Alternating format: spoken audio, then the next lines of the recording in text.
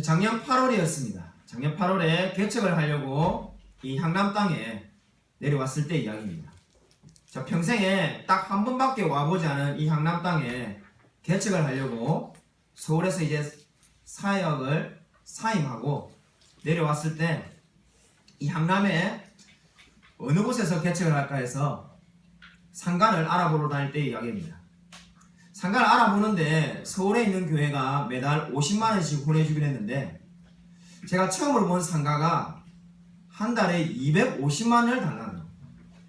너무 놀래가지고 아니 이 시골이 왜 이렇게 비싼가, 극장도 하나 없는 이 시골이, 제가 생각할 때 시골로 생각해서 내려왔는데 그래서 또 알아보고 하루 종일 돌아다녔는데 180만원 이하가 없더라고요. 너무 놀래가지고 솔직히 그냥 알아들어 누웠습니다. 그래서 이걸 어떻게 개척을 하는가. 자, 아무도 없이, 자, 지금 이렇게 많은 사람이 이렇게 앉아 있었다면은 아마 250만원 거기에 들어갔었는지 모릅니다. 근데 아무도 없이 혼자 개척하는데 이거 어떻게 180만원씩 주고 개척을 하는가. 용기가 도저히 나지 않아서 고민하고 기도할 때의 일이었습니다. 그때 바로 지금 우리가 지금 있는 이 장소를 복덕방에서 있다고 말하면서 전화가 왔습니다. 그때는 이미 마음이 이제 이쪽에 향남의 시설을 알게 되어서 내가 과연 할 수 있을까 이런 생각을 가지고 있는데 이 공인중개사 하시는 분이 매달 월세가 50만원 밖에 안 되는 상가가 홈플러스 뒤에 있다는 거예요. 참 믿기지가 않아가지고 이 문 앞에 왔을 때 깜짝 놀랐습니다. 이 넓은 데가 50만원 밖에 하지 않는가. 긴 이야기입니다만은 결국 그래서 여기에 들어오게 되었습니다. 들어오게 되어서 계약을 하게 될 때 그 공인중개사 하시는 그분이 교회를 다니는 분이 아닌데 예수를 전혀 믿지 않는 분인데 계약서를 쓸 때 그렇게 말씀하셨습니다. 하나님께서 이 자리를 교회에 세우려고 1년 반이나 비워두시는가 봅니다. 자, 그 말에 크게 은혜를 받았습니다. 왜냐하면 지금도 여러분이 보셔서 알지 않습니까? 최근에도 지금 여기 1층과 3층에 지금 인테리어에서 새로 주인이 바뀌었습니다. 누군가 공실이 생기면은 한 주가 안 돼가지고 바로 나갑니다. 근데 이 중심에 있는 상가가 1년 반이나 그것도 값을 시세보다 3분의 1밖에 되지 않는 가격을 내놓았는데 아무도 찾는 사람이 없이 1년 반을 비워 있는다는 게 말이나 되겠습니까? 자, 그 모든 과정을 보면서 이 모든 것들이 다 하나님이 예정하신 거라는 생각을 가지게 되었습니다. 아마 믿지 않는 사람이라면은, 하나님을 안 믿는 사람이라면은 이 모든 것을 뭐라고 말하겠습니까? 재수가 좋구나, 운때가 좋구나, 아마 이렇게 말하는지 모릅니다. 그러나 저와 여러분의 신앙이 있기 때문에 이 모든 과정을 우리가 뭐라고 한마디로 말할 수 있겠습니까? 하나님의 섭리와 예정이 있었다라고 밖에 말할 수가 없습니다. 그렇지 않습니까? 지금도 이 상가가 이 중심 지역에 1년씩 비어있는 곳은 아무것도 없습니다. 어떻게 설명할 수 있겠습니까? 하나님의 예정하심이 있었던 것입니다. 여러분, 오늘 본문 말씀을 중요히 보십시오. 오늘 바울은 뭐라고 하나님께 찬송하고 있습니까? 찬송하리로다라고 지금 3절에서 말을 시작하면서 하나님에 대해서 놀랍게 찬양을 시작하고 있습니다. 우리가 시간 관계상 6절까지만 읽었지만은 3절부터 14절까지가 한 문장으로 되어 있습니다. 원어를 보면은 3절부터 14절까지가 단 한 문장입니다. 그 말은 한 번도 쉬지도 않고 바울이 마치 마음에 있는 말을 말하지 않고는 견딜 수 없는 마음으로 내뱉고 있습니다.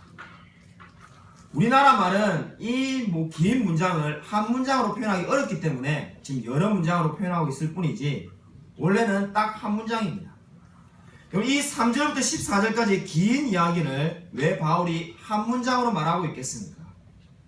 바울은 이 모든 것들이 다 지금 뭐라고 고백하고 있습니까? 3절에서 보여주는 것처럼 이 모든 것들이 다 하나님이 예정하신 거라고 고백하고 있습니다. 4절에 택하다는 단어가 나오고 있으며 5절에 예정하사라고 나오고 있지 않습니까? 그러니까 지금 바울은 뭘 찬양하고 있습니까? 자기의 모든 인생이 하나님이 예정하신 거라는 겁니다. 바울이 인생을 되돌아보니까 어떻다는 겁니까? 자기가 똑똑해가지고 인생을 살아온 것이 아니고 자기가 능력이 대단해가지고 수많은 영혼을 전도한 것이 아니라 이 모든 것을 한마디로 말하면 뭐라고 말하는 겁니까? 하나님이 예정하셨다. 바울은 그렇게 고백하고 있습니다. 여러분, 바울이 지금 무엇을 찬양하고 있습니까? 바울이 찬양할 내용이 얼마나 많이 있겠습니까? 바울이 40에 하나 감한 태장을 맞고도 살았고, 유라굴로 강풍에 의해서 배가 위험에 빠졌을 때도 살아났습니다. 그 감사할 게 그렇게 많은 바울이 지금 첫마디로 뭘 감사하고 있습니까? 하나님이 나를 창세전부터 예정하고 택하셨다라고 고백하고 있습니다.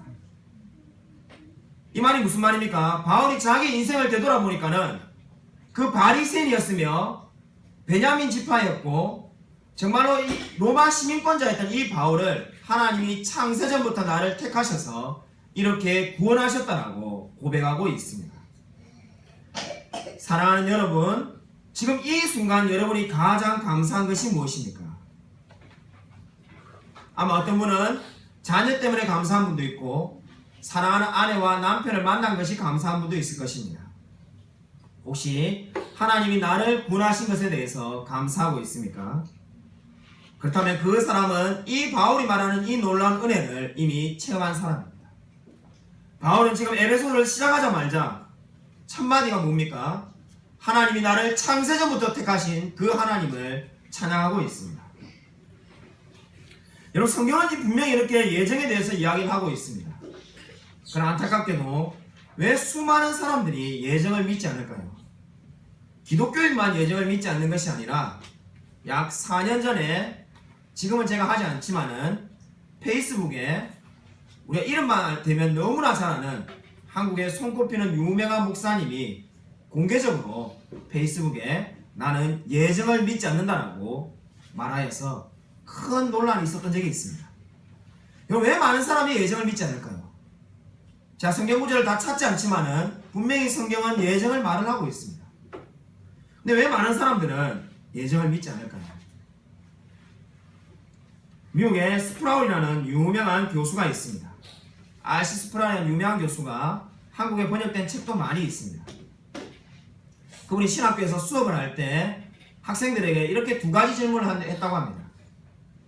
여기에 하나님이 계시지 않는다고 생각하는, 쉽게 말해서 무신론을 믿는 학생이 있다면 손을 들어보십시오. 어리석은 질문이죠. 신학교에 하나님을 믿지 않는 사람이 어디 있겠습니까? 아무도 손을 들지 않았습니다. 그러자 스프라울 교수가 학생들에게 이렇게 말했다고 합니다. 그렇다면 이 자리에 있는 학생들 중에 예정을 믿지 않는 사람이 있다면, 하나님이 이 세상을 예정하시고 모든 것을 하나님이 원하시는 대로 움직인다는 것을 믿지 않는 학생이 있다면 손을 들어 보십시오.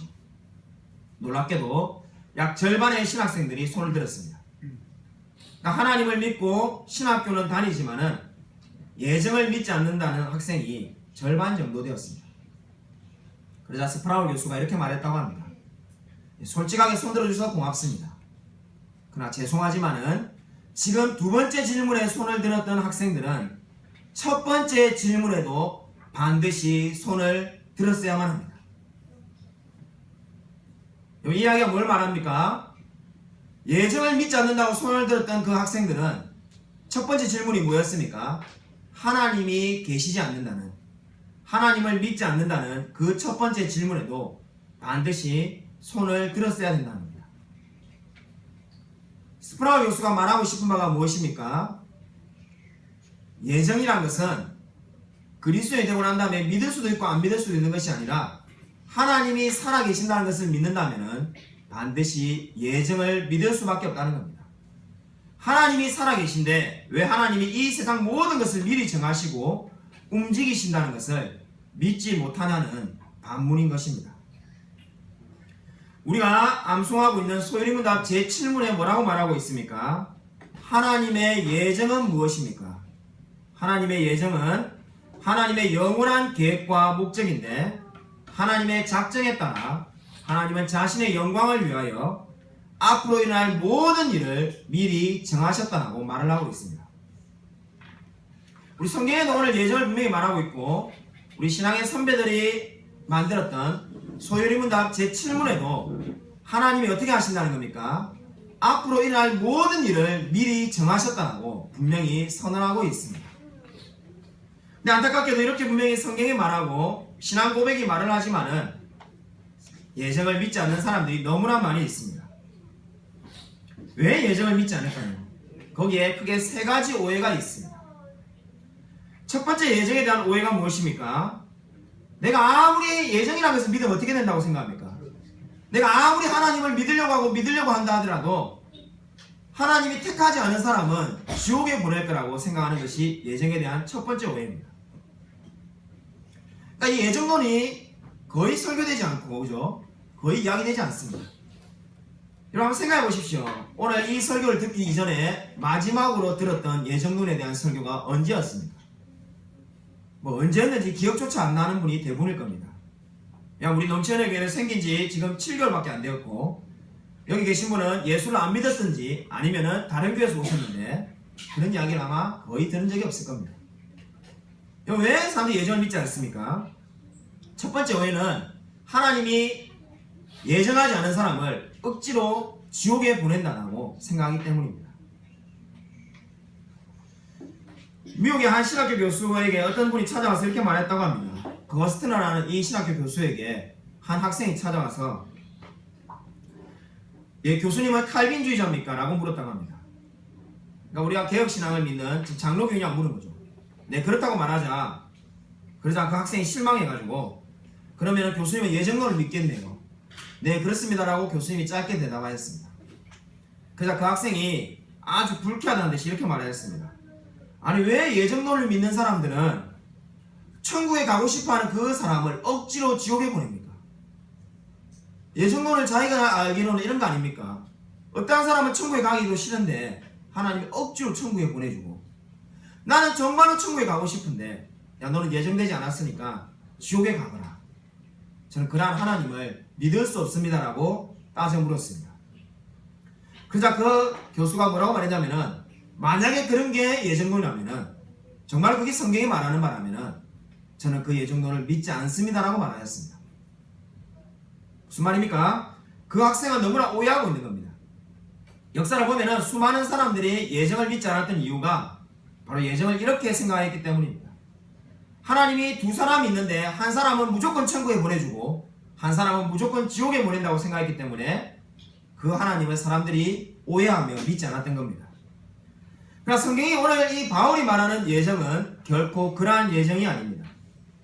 그럼 하나님이 어떠한 사람을 예정했다는 때는 나는 정말 하나님을 믿고자 하는 마음이 없는데 그 사람을 억지로 천국에 보내주는 것이 아닙니다.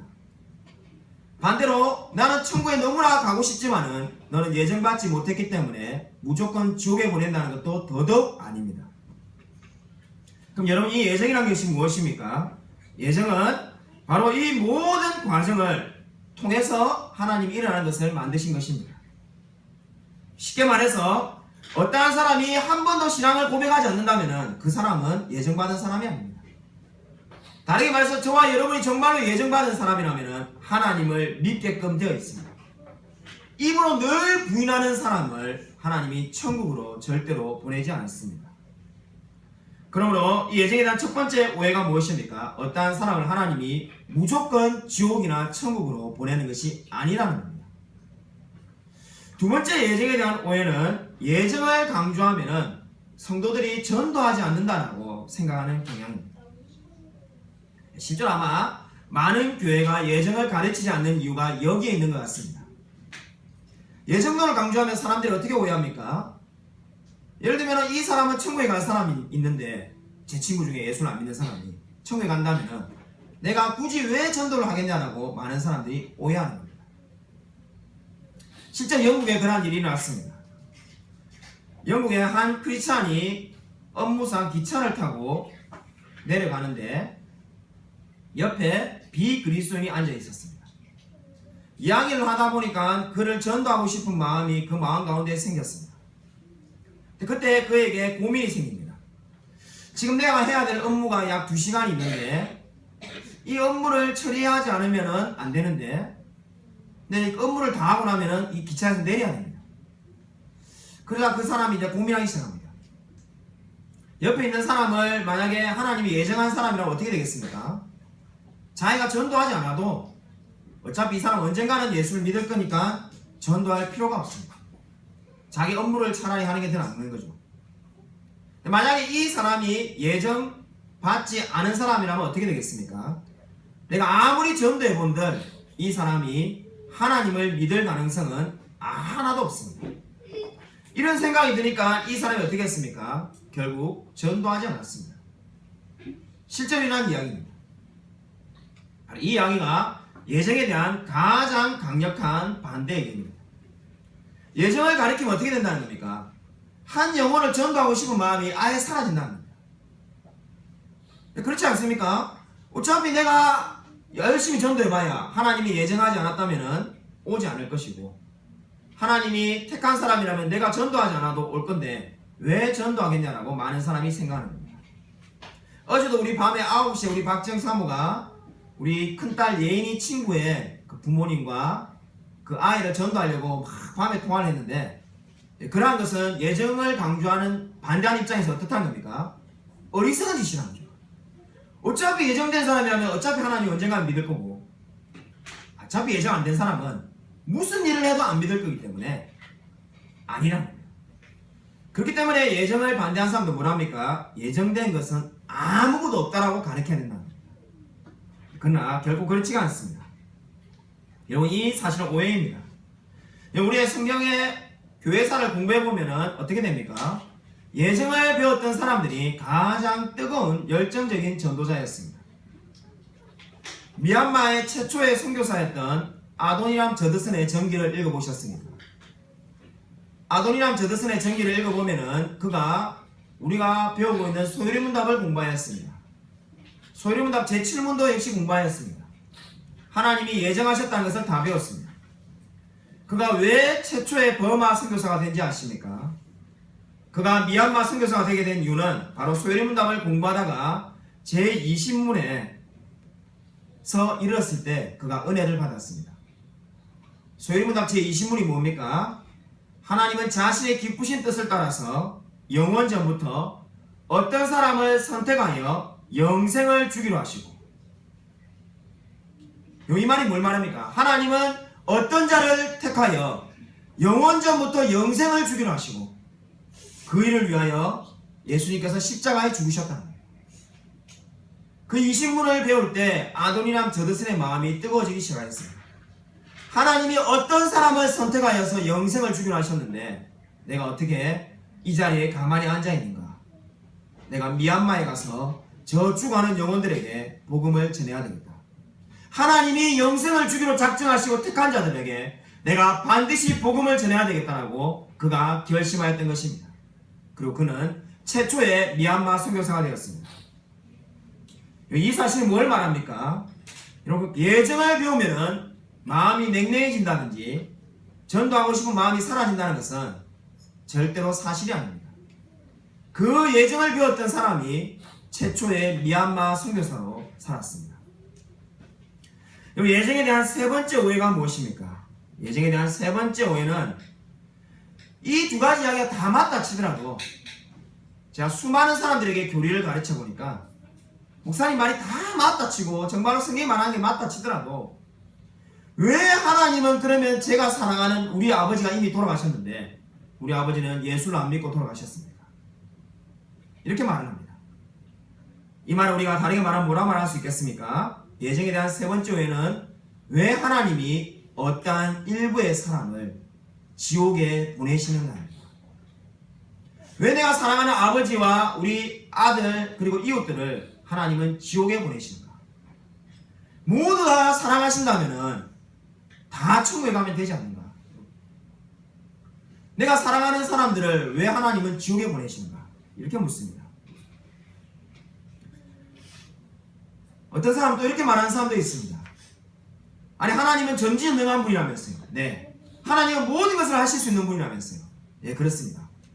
그런 그런 능력이 있는 분이 왜 모두를 천국에 보내지 않고 일부의 사람을 지옥에 보냅니까? 자신의 능력을 다 쓰지 않는 것이지 않습니까? 저는 그러한 하나님을 존경할 수 없습니다. 이렇게 비판하는 사람들이 있는데 과연 그들의 주장이 옳을까요? 그렇지가 않습니다. 자, 수많은 분들이 그런 이야기를 하여서 그에 대한 해답을 찾았습니다. 우리가 역사를 보면은 2차 세계대전 때 윈스턴 처칠 수상이 이러한 고민한 적이 있습니다. 2차 세계대전 보면은 유보트라는 독일의 잠수함이 있었습니다. 유보트랑 히틀러랑 서로 연락을 주고받는 암호가 있었습니다. 그 암호가 있었는데 그 암호를 영국군과 연합군이 결국은 암호를 해독하게 되었습니다. 근데 그 암호를 해독했는데 그 해독한 내용이 뭐냐면은 일주일 뒤에 영국의 조그마한 소도시 코벤트리에 폭격을 가한다는 겁니다. 그때 이 윈스턴 처칠과 내각이 모여가지고 회의를 하기 시작하였습니다. 그때 회의를 하는데 패가 두 표로 나눠졌습니다. 왜 두 표로 나눠졌냐면은 지금 코벤트리를 살리면 어떻게 되겠습니까? 지금 코벤트리를 살리면은 우리가 암호를 해두겠다는 것을 알기 때문에 전쟁에서 이기가 더 힘들어진다.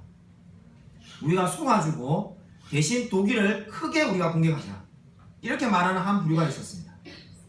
또 다른 한 부류는 야 우리가 이 암호를 해두겠는데 코벤트리가 아무리 작은 도시지만은 거기 있는 사람을 다 죽게 만드는 것은 너무나 잔인한 일이다.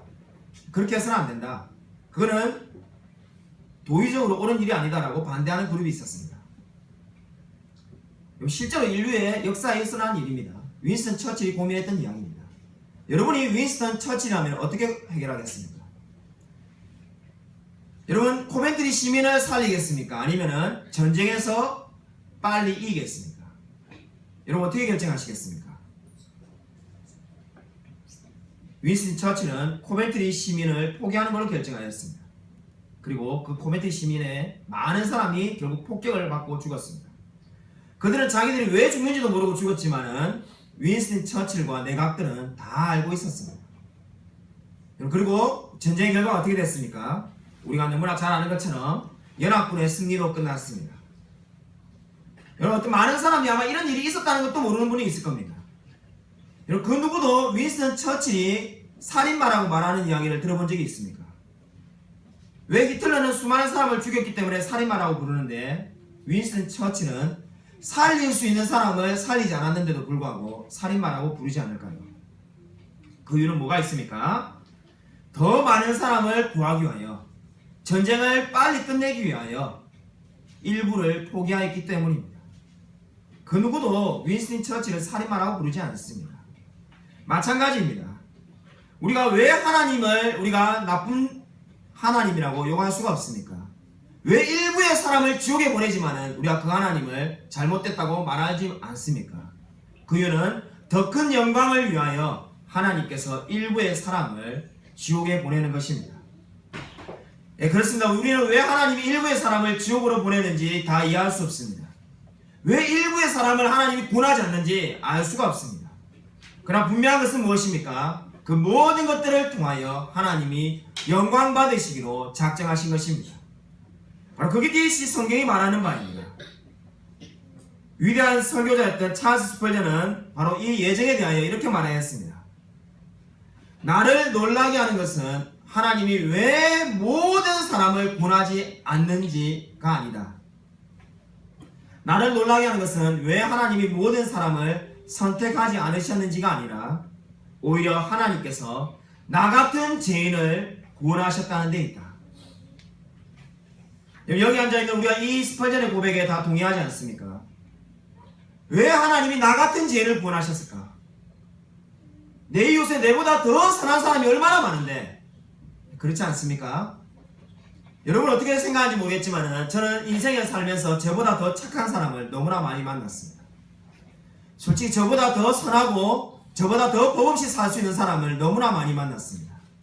근데 왜 하나님께서 저를 구원하셔서 목사로 세우시고 정말 많은 영혼을 구원하는 일에 사용하는지 저는 그 이유를 알 수가 없습니다. 여러분 동일한 고백이 여러분 마음 가운데도 있지 않습니까? 내가 충분히 구원받을 만한 자격이 있기 때문에 이 자리에 앉아있다고 생각하는 사람은 큰 착각을 하고 있는 것입니다. 나 같은 죄인을 왜 하나님이 구원하셨는지 도무지 알 수 없다는 것이 우리의 고백이지 않습니까? 나 같은 죄인 살리신 어메이징 그레이스라는 그 유명한 찬양이 있죠. 예수를 믿지 않는 분들도 뭐 열린 음악회 같은 데서 그 음악을 틀어주어서 많은 분들이 알고 있습니다. 어메이징 그레이스, 나 같은 죄인 살리심. 그 노래의 저자인 존 뉴턴이 어떻게 그 노래를 짓게 됐는지 아십니까? 존 뉴턴은 기독교 가정에서 태어났습니다.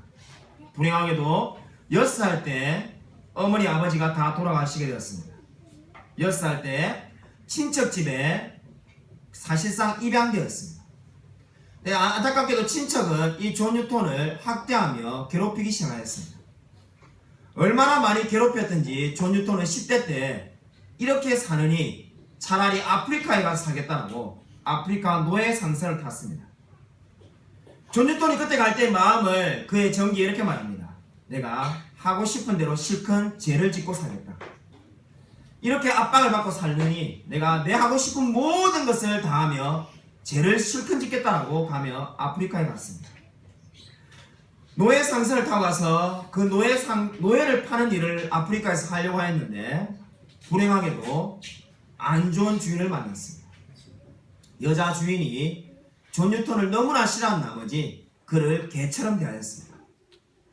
그냥 상징적으로 개처럼 대하는 게 아니라 문자 그대로 밥을 개처럼 핥아먹게 하였습니다.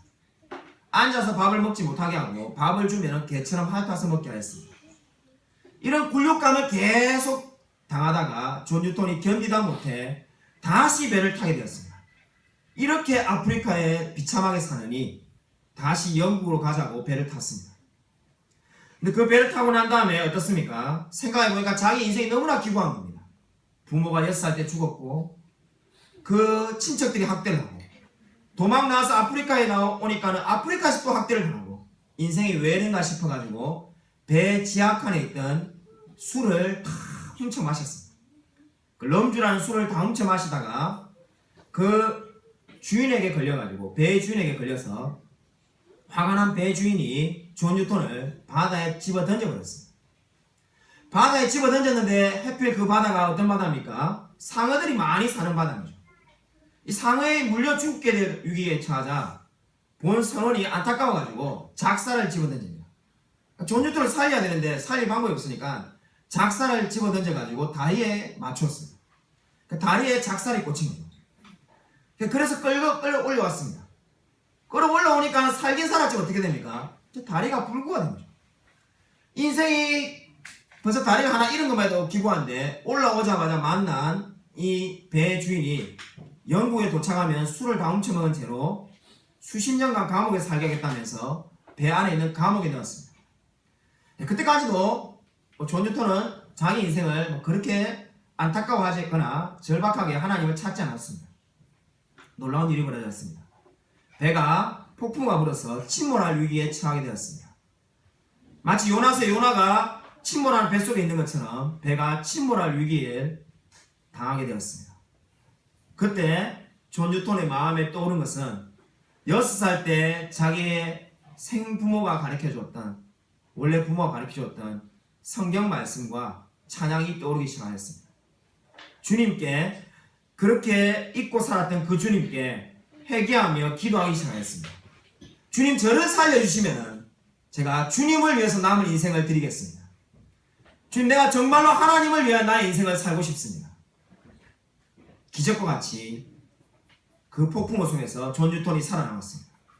그리고 돌아와서 그 모든 죄를 또 용서받고는 존 뉴턴이 목사가 되었습니다. 목사가 돼서 하나님을 위해 살고자 할 때 그 모든 인생을 되돌아보니 존 뉴턴이 어떤 마음이 됩니까? 이 모든 것이 우연히 일어난 것이 아니라 하나님이 나 같은 죄인을 구원하기 위하여 일어난 일이라는 것을 알게 되었습니다.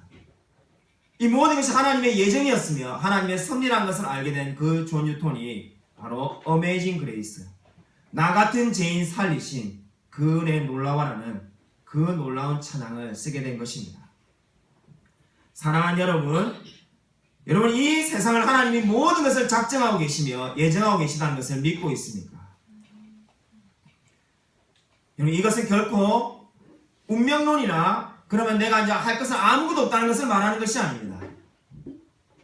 여러분 이 예정이라는 것을 여러분 오해하여서 예정을 우리가 알게 되면은 저 길 가는 지금 향남에 있는 사람이 누가 구원받았는지 안 받았는지를 알게 된다는 것이 아닙니다. 그렇게 생각하는 사람은 점을 치는 겁니다. 예정론은 점이 아닙니다. 오늘 바울이 고백하는 것은 무엇입니까? 내 인생을 뒤돌아볼 때 그 모든 인생이 나의 힘으로 된 것이 아니라 나의 나 된 것은 하나님의 은혜였노라고 고백하는 것이 예정인 것입니다. 여러분 정말로 여러분의 모든 인생이 하나님의 은혜로 된 것임을 고백합니까? 여러분 결코 우연은 없습니다. 세상에 우연은 결코 없습니다. 여러분 우리 머리카락 하나도 하나님이 다 세신 바 되어 있습니다. 우리가 보기에 일어나는 우연한 일도 하나님이 보시기에는 필연적으로 반드시 일어나야 되는 일입니다. 그것이 우리가 흔히 말하는 우연이라는 것입니다. 여러분은 정말로 이 놀라운 은혜를 받은 사람입니까? 한 청년이 있었습니다. 한 청년은 그리스도인이었지만은 그러니까 그리스도인 가정에 태어났지만은 그리스도를 믿지 않았습니다. 소위 말하는 서울의 명문대학을 갔습니다. 그리고는 그는 자기가 하고 싶은 모든 것을 다하며 술을 먹고 자기가 하고 싶은 것들을 다하며 살았습니다. 군대에 갔습니다. 술을 많이 먹고 담배를 많이 펴가지고 군대 마지막 휴가를 나왔는데 어느 날 군대 마지막 휴가에 집에서 밥을 먹다가 피를 한 사발 토했습니다. 병원에 가보니까 폐결핵 2기라고 해서 결국 제대를 하였지만은 복학도 못하게 되었습니다. 이 요즘 같은 세상에 결핵을 누가 걸리는가? 사람들이 다 의아하게 생각했습니다. 사람이 20kg 이상 빠져가지고 빽쩍 마른 상태로 있었습니다. 그래도 하나님을 믿지 않았습니다. 부모님이 교회를 다니니까 억지로 교회는 소위 말하는 그냥 가주는 겁니다. 하나님을 전혀 믿지 않았습니다. 근데 어느 날 친형이 수영부를 가르치고 있기 때문에 친형이 대학생인데 수십 명의 사람을 앉혀놓고 수영부를 가르치고 있습니다. 수영부가 너무나 길어져가지고 저녁이 됐는데도 집에 밥 먹으러 오지 않으니까 어머니가 형을 데리고 오라고 말합니다. 수영부를 배울 마음이 없는 이 동생이 갈 마음이 없지만은 데리고 오라는 그 말에 억지로 가서 이제 형을 데리고 가니까는 이런 장소에서 공부를 하고 있는데 수십 명이 듣고 있습니다. 앉아있어 보니까 참 한심하다는 생각이 듭니다. 자기 친형이 목사도 아니고 지금 뭐 대단한 사람도 아닌데 이 평일날 저녁에 저렇게 수십 명이 와서 공부를 하고 있는가? 도대체 무슨 말을 하길래 저렇게 매일 모여가지고 성경을 공부하는가? 무슨 말을 하지 한번 들어나 보자 이렇게 생각하고 앉아있습니다. 앉아있는데 시간이 지나는데 가슴이 뜨거워지기 시작합니다. 가슴에 불덩어리 같은 게 하나 떨어지는데 견딜 수가 없습니다. 그리고 잊고 살았던 그 하나님을 만나게 되었습니다. 그 자리에서 하나님을 만나고 그의 인생이 완전히 변하게 되었습니다. 그 오랜 시간 동안 교회를 다녔지만 하나님을 만나지 못했던 사람이 드디어 하나님을 만나게 된 것입니다. 여러분 이 이야기가 누구 이야기인지 아십니까? 사랑하는 저의 동생의 간증입니다. 제 동생이 그렇게 해서 하나님을 만나고 지금 서울의 목회자로 살고 있습니다. 이 이야기를 우리가 어떻게 설명할 수 있겠습니까? 제가 뛰어난 강사라고 이렇게 말을 하고 있는 것이 아닙니다. 저도 우리 동생이 예수를 그렇게 믿을 줄 꿈에도 생각하지 못했습니다. 이 모든 것이 뭘 말할 수 있겠습니까? 하나님의 예정이 아니고서는 설명할 수가 없습니다. 하나님이 그 동생의 마음을 낮추기 위하여 결핵에 걸리게 하시고 그가 절박한 마음을 가지게 만들고 그가 복학도 하지 못하고 대학을 못 다니게 만들어서 하나님을 찾지 않고는 견딜 수 없는 상태로 만들어 놓고 난 다음에 결국 하나님이 하나님께로 부르신 것입니다. 사랑하는 여러분, 진정으로 하나님이 여러분의 모든 것들을 예정하고 계신다는 것을 믿고 있습니까? 아마 예정을 배우면 제일 불안한 것이 일 겁니다. 그러면 내가 선택받은 사람인지 아닌지 내가 어떻게 알 수 있는가? 내가 예정받은 사람인지 아닌지 어떻게 알 수 있습니까? 예전에 앞에 사역할 때 제가 이 예정을 가르치니까 어느 집사님이 묻더라고요. 그 목사님 제가 교회를 20년을 다녔는데 제가 예정받지 못했다면 저는 지옥에 가는 걸까요? 너무 두려운데요. 그분에게 제가 이렇게 말하였습니다. 제가 예정받은 사람인지 아닌지 제가 한 가지 질문을 드리겠습니다. 집사님이 예정받은 사람인지 아닌지 한 가지 질문으로 알 수가 있습니다.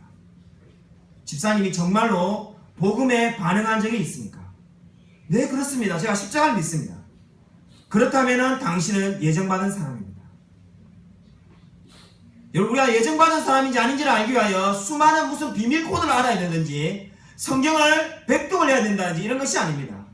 여러분이 정말로 십자가를 믿고 있다면은, 지금 내가 정말로 예수 그리스도를 나의 주 나의 하나님으로 믿고 있다면은 그 사람은 이미 예정받은 사람입니다. 여러분, 예정이 무슨 신비한 것이 아닙니다. 내가 도무지 알 수 없는 엄청난 코드가 있어가지고 그것을 풀어야만이 내가 예정받은 사람인지 알 수 있는 것이 절대로 아닙니다. 그렇게 말하는 사람은 성경의 진리를 오해하고 있는 겁니다. 여러분이 정말로 십자가를 믿는다면은, 복음에 반응한 적이 있다면은 이미 여러분은 예정받은 사람입니다. 그것이 바로 오늘 바울이 고백하는 겁니다. 내가 하나님을 만났기 때문에, 내가 창세전부터 하나님이 나를 택하셨다는 겁니다. 이 세상을 하나님이 만드시기 전부터 저와 여러분이 2016년에 이 자리에 앉아서 예배드릴 것을 다 예정하고 계셨습니다. 이것이 바로 우리가 알고 있고 우리가 하나님을 믿고 감사할 수밖에 없는 이유입니다.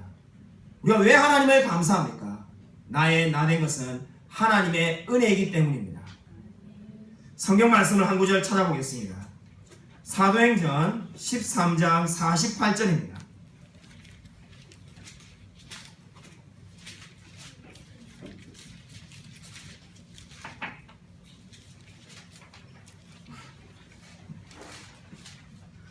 사도행전 14장 48절입니다.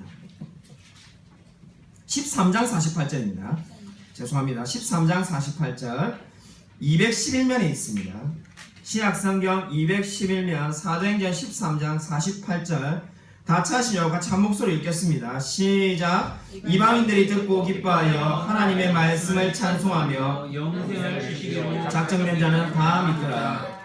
여러분, 성경이 뭐라고 말합니까? 이방인들이 듣고 기뻐하며 하나님의 말씀을 찬송하며, 그리고 그 뒤에 줄을 걸어 오십시오.